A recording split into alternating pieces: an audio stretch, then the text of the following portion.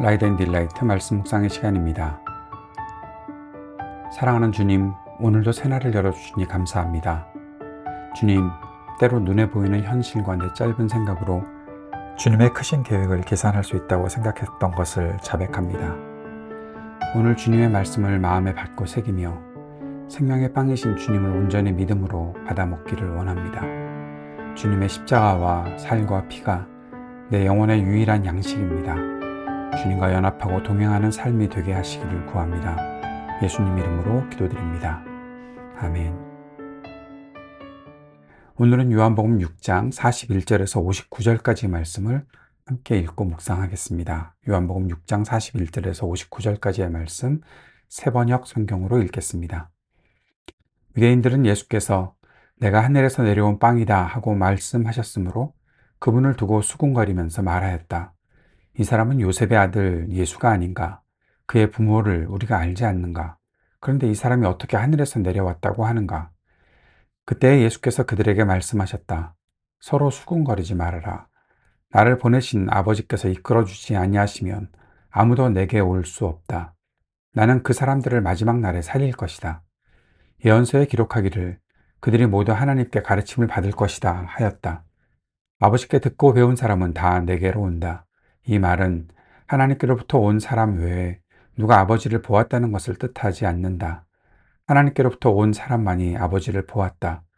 내가 진정으로 너희에게 말한다. 믿는 사람은 영생을 가지고 있다. 나는 생명의 빵이다. 너희의 조상은 광야에서 만나를 먹었어도 죽었다. 그러나 하늘에서 내려온 빵은 이러하니 누군지 그것을 먹으면 죽지 않는다. 나는 하늘에서 내려온 살아있는 빵이다. 이 빵을 먹는 사람은 누구나 영원히 살 것이다. 내가 줄 빵은 나의 살이다. 그것은 세상에 생명을 준다. 그러자 유대 사람들은 서로 논란을 하면서 말하였다. 이 사람이 어떻게 우리에게 자기 살을 먹으라고 줄 수 있을까? 예수께서 그들에게 말씀하셨다. 내가 진정으로 너희에게 말한다. 너희가 인자의 살을 먹지 아니하고 또 인자의 피를 마시지 아니하면 너희 속에는 생명이 없다. 내 살을 먹고 내 피를 마시는 사람은 영원한 생명을 가지고 있고 마지막 날에 내가 그를 살릴 것이다. 내 살은 참 양식이요 내 피는 참 음료이다. 내 살을 먹고 내 피를 마시는 사람은 내 안에 있고 나도 그 사람 안에 있다. 살아계신 아버지께서 나를 보내셨고 내가 아버지 때문에 사는 것과 같이 나를 먹는 사람도 다 나 때문에 살 것이다. 이것은 하늘에서 내려온 빵이다. 이것은 너희의 조상이 먹고서도 죽은 그런 것과는 같지 아니하다. 이 빵을 먹는 사람은 영원히 살 것이다. 이것은 예수께서 가버나움 회당에서 가르치실 때 하신 말씀이다. 아멘. 익숙함의 함정 그리고 수군거림. 오늘 본문의 배경입니다. 때로 하나님의 일하심이 내 생각과 경험의 틀에 맞지 않을 때 당황하곤 하죠. 본문에 등장하는 유대인들이 그랬습니다. 그들은 지금 예수님 앞에서 수군거리고 있죠. 예수님이 나는 하늘에서 내려온 빵이다 라고 말씀하셨기 때문입니다. 유대인들의 논리는 매우 현실적이죠. 우리가 그의 아버지 요셉을 알고 그 어머니도 안다. 그런데 어떻게 자기가 하늘에서 내려왔다고 하는가? 그들에게 예수님은 그저 요셉의 아들이고 나사렛 출신의 인간일 뿐이었습니다. 나의 신앙생활에도 이런 수군거림이 찾아올 때가 있습니다. 하나님의 말씀이 내 이성과 논리 혹은 내가 가진 상식과 부딪히면 나는 믿음으로 반응하기보다 불평과 의심으로 반응하기가 쉽다는 거죠. 주님은 이 수군거림을 어떻게 잠재우시고 더 깊은 생명의 자리로 나를 초대하고 계시는지, 우리를 초대하시는지 우리가 귀를 기울여 보도록 하겠습니다. 수군거림에 대한 예수님의 처방은 믿음은 선물이다 라고 말씀하시는 것과 같습니다. 예수님은 자신을 증명하기 위해서 혈통을 설명하시지도 않았고 기적을 더 보여주시지도 않으셨습니다. 대신 아주 본질적인 영적인 원리를 선포하시는데요. 44절에 나를 보내신 아버지께서 이끌지 아니하시면 아무도 내게 올 수 없다.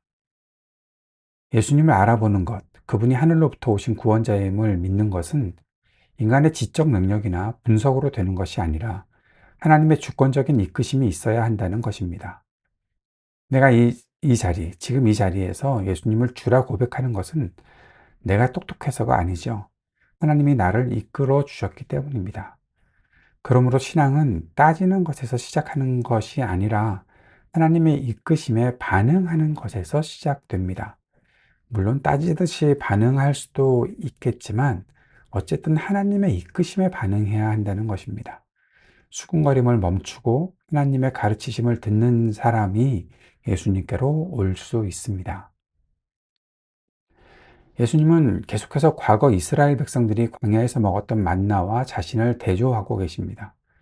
만나, 조상들이 먹었죠? 결국 죽었습니다.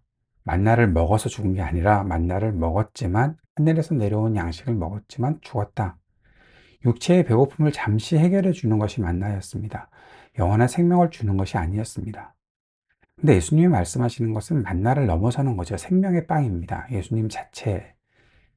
이것을 먹는 자는 죽지 않고 영원히 산다 말씀하시는 거죠. 내가 줄 빵은 곧 세상의 생명을 위한 내 살이다. 내 살이다. 여기서 유대인들이 더 격렬하게 다투게 되죠. 이 사람이 어떻게 우리에게 자기 살을 먹으라고 줄 수 있을까? 그들은 이 말씀을 식인과 같은 문자적인 의미로 받아들였기에 이해할 수 없었던 거죠. 하지만 주님의 말씀은 육적인 차원이 아니라 깊은 영적인 신비를 담고 있었던 것입니다. 그 영적인 의미가 뭘까요? 살과 피, 그리고 십자가, 그리고 성찬으로 이어지는 거죠. 인자의 살을 먹지 아니하고 또 인자의 피를 마시지 아니하면 너희 속에는 생명이 없다. 이 말씀이 핵심 메시지이고 기독교 신앙의 정수입니다. 이 말씀은 다음 세 가지 차원에서 연결되고 완성된다고 볼 수 있는데요. 첫 번째는 십자가의 죽으심입니다. 내 살을 먹고 내 피를 마신다는 것은 예수님의 희생적 죽음, 십자가 죽음을 전제로 하는 것이죠. 살이 찢기고 피가 흘려져야만 누군가가 그것을 취할 수 있다. 즉, 예수님은 자신이 십자가에서 희생제물이 되실 것을 예고하신 것입니다. 유월절 어린 양처럼 그분의 죽음이 우리의 생명이 됨을 선포하신 것입니다. 두 번째는 믿음으로 연합하는 것입니다. 음식을 먹으면 어떻게 됩니까? 음식이 내 몸 안으로 들어와서 소화가 되고 내 피와 살이 되는 거죠. 음식과 내가 하나가 되는 것입니다. 예수님은 우리가 그분을 객관적인 지식의 대상으로 보기를 원치 않으셨습니다. 56절에 내 살을 먹고 내 피를 마시는 사람은 내 안에 있고 나도 그 사람 안에 있다. 이것이 바로 완전한 연합이죠. 밥을 먹듯이 매일 예수님의 십자가 공로를 의지하고 그분을 내 영혼의 양식으로 삼아서 전적으로 수용하고 신뢰하는 것. 이것이 바로 먹는 것의 의미입니다. 세 번째는 성찬으로 초대하시는 것입니다. 이 말씀은 후에 다락방에서 제정하실 성찬식의 신학적 기초가 되죠. 예수님은 떡을 떼면서 이것은 내 몸이다. 잔을 나누면서 이것은 내 피다. 라고 말씀하셨는데, 그래서 우리가 성찬에 참여할 때마다 우리는 요한복음 6장의 말씀을 몸으로 고백하는 거죠. 주님, 주님의 십자가 죽음이 나의 생명입니다. 내가 주님과 하나 되었습니다. 라고 고백하는 것입니다. 그러면 이 말씀들을 어떻게 우리에게 적용할 수 있을까요? 이렇게 질문을 던지면 어떨까 싶습니다. 어떻게 먹을 것인가? 본문은 우리에게 구경꾼 되지 말고 섭취하는 자가 되라고 도전하는 거죠. 유대인들은 예수님을 분석하고 평가하려다가 실패했습니다. 그들은 떡을 달라, 빵을 달라 했지만 정작 빵이신 예수님은 거부했다는 거죠. 수군거림을 멈추고 말씀을 아멘으로 삼키겠습니다. 이것이 첫 번째 적용 포인트입니다. 내 이성으로 이해되지 않는 고난 또는 어떤 상황 앞에서 혹은 이해되지 않는 말씀 앞에서 판단하려 하기보다 하나님의 주권을 신뢰하며 말씀을 받아들여야 하겠습니다. 음식을 먹어야 힘이 나듯이 이해되지 않아도 말씀을 순종으로 삼킬 때 영적인 힘이 생긴다는 것입니다. 두 번째는 예수님을 액세서리가 아닌 필수 양식으로 여기겠습니다. 좀 유치한 말인데요. 가끔 우리가 예수님을 믿는 것을 어느 정도 나를 멋부리기 위한 수단으로 생각하는 것이 아닐까 하는 생각을 할 때가 있습니다. 어렸을 때 많이 이런 생각을 했었는데요. 밥을 생각해 보죠. 밥은 가끔 먹는 기호식품 아니잖아요. 밥을 안 먹으면 굶어 죽습니다. 예수님은 나를 먹지 않으면 생명이 없다라고 말씀하셨습니다. 그러니 취미 생활 하듯이 신앙 생활을 하는 것이 아니라 내 생존이 오직 예수 그리스도께 달려 있음을 절박하게 고백하는 그런 하루를 살아야 한다는 것입니다. 세 번째, 매일의 영적 식사를 회복해야 되겠습니다. 예수님을 살과 피를 먹는다는 것은 추상적인 개념이 아닙니다.